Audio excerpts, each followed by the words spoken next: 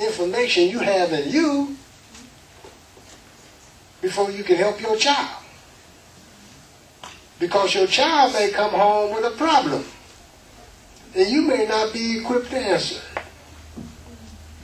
Why? Because in America we find that among the indigenous African Americans, we are what? Of the most uninformed people.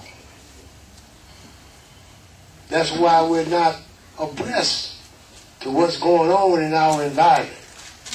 That's because we're not able to engage the political process or the civic process the way we need to engage it in order to make a difference. So we have to look at the nature of knowledge.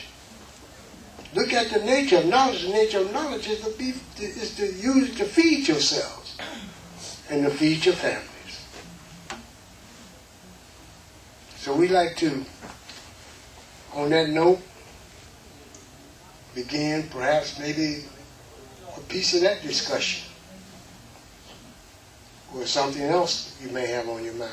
Brother right here. Can you stand up? Brother Colin had a question. Brother, no, he had quite a few turns though, so we're trying to give some, and then we'll let Colin go after him. Assalamu alaikum.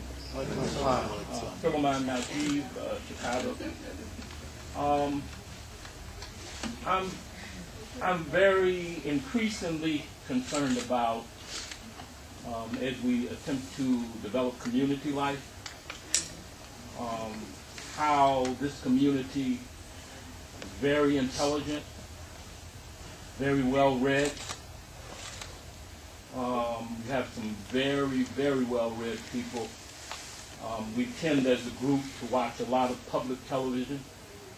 You know, Sunday mornings, you know where you'll find me from 7 o'clock to 10 o'clock on PBS, that whole lineup, that early morning lineup. And I'm certain from discussions that I've had with people that are here that they do likewise. So my point is,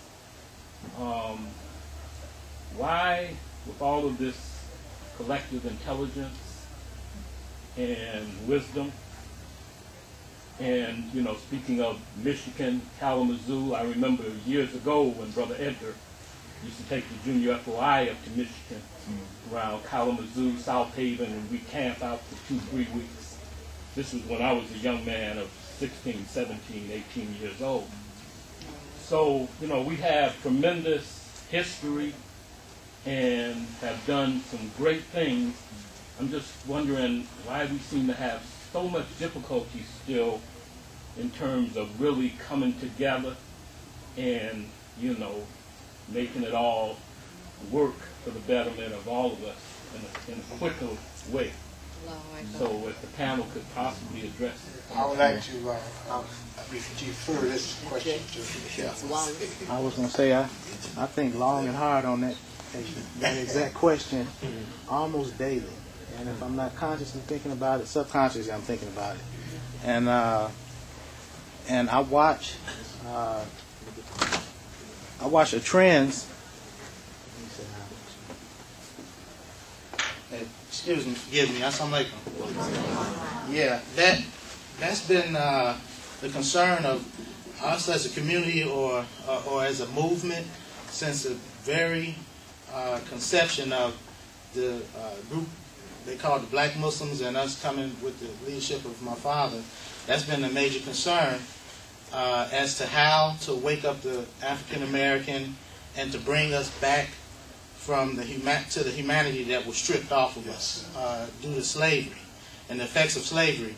And that element or that enemy to humanity don't sleep. He hasn't stopped.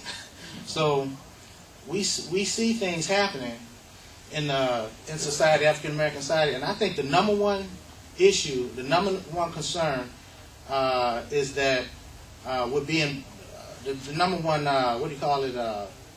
strategy that's being used against us is division, to divide us, divide and conquer. And how do you do that? How do you divide a whole race of people? It's you get them to stop identifying as a people.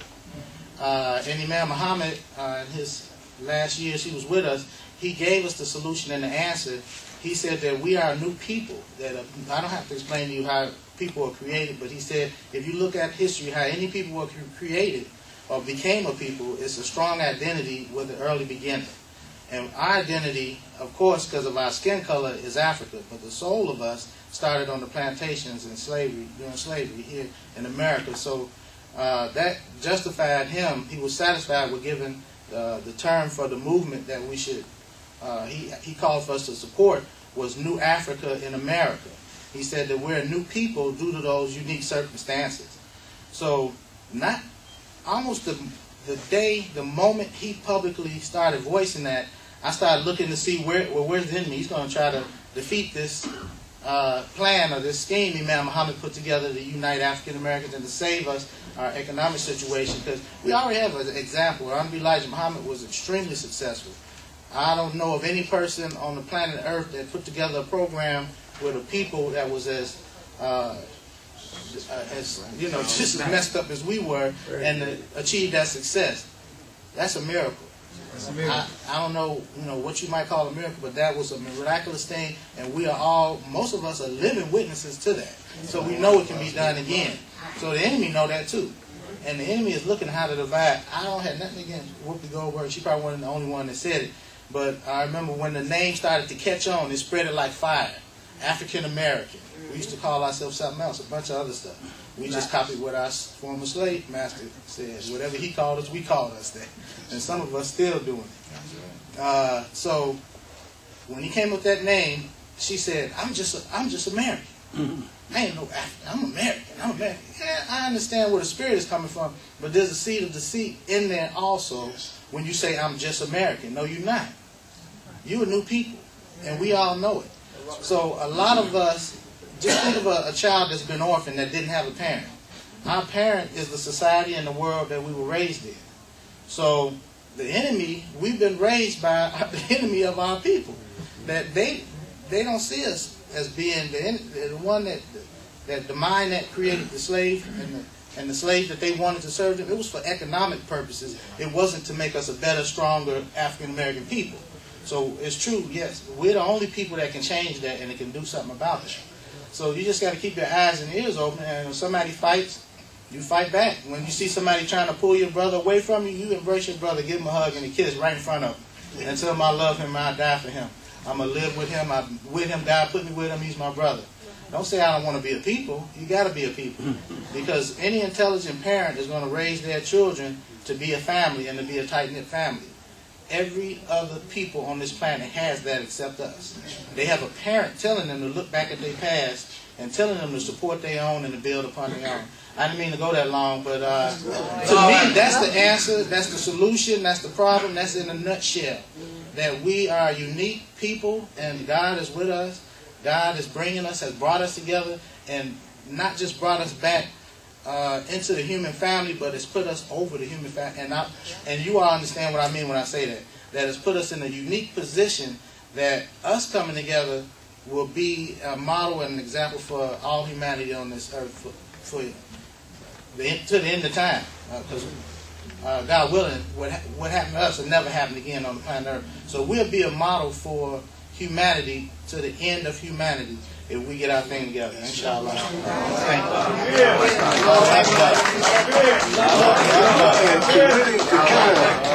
To kind of stand on what he just said, remember this. Back in 1858, here in Edwardsville, Illinois, our prominent president, Lincoln, Abraham Lincoln, he made a statement to some of his colleagues and countrymen. And that statement was this, in reference to the African American.